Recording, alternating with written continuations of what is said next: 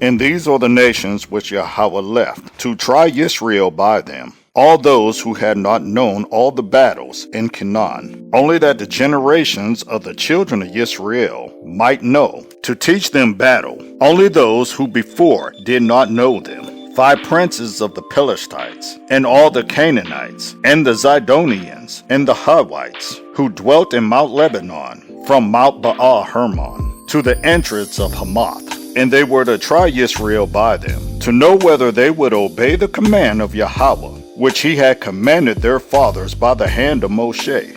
Thus the children of Israel dwelt in the midst of the Canaanites, the Hittites, and the Amorites, and the Perizzites, and the Hivites, and the Jebusites, and took their daughters to be their wives, and gave their daughters to their sons, and they served their mighty ones.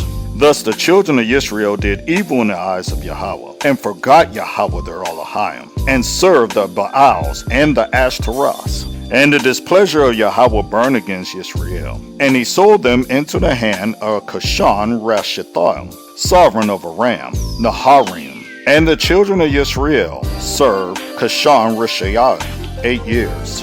And when the children of Israel cried out to Yahweh, Yahweh raised up a savior for the children of Israel, who saved them, Othniel, son of Kenaz, Caleb's younger brother.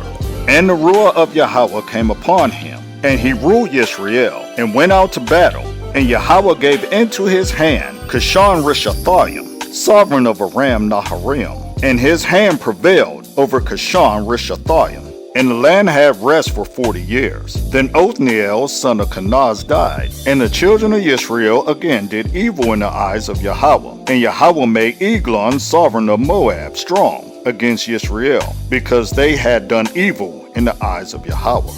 And he gathered to himself the children of Ammon and Amalek, and went out and smote Israel. And they took possession of Ir-ha-tamarim. And the children of Israel served Eglon, sovereign of Moab, 18 years.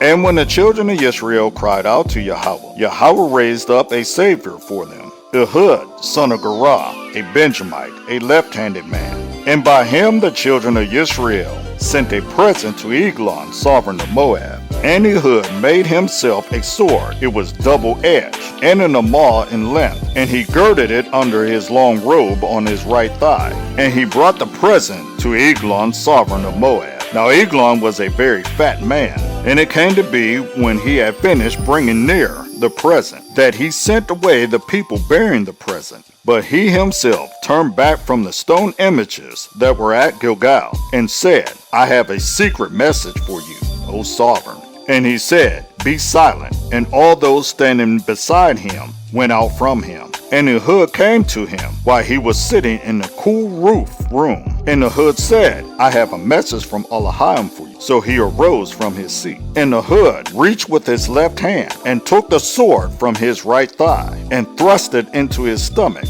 And the handle went out after the blade, and the fat closed over the blade. For he did not draw the sword out of his stomach, and it came out behind. Then Ehud went out to the porch, and shut the doors of the upper room behind him, and locked them. And when he had gone out, his servants came to look, and saw that the doors of the roof room were locked. So they said, He is only covering his feet in the cool roof room.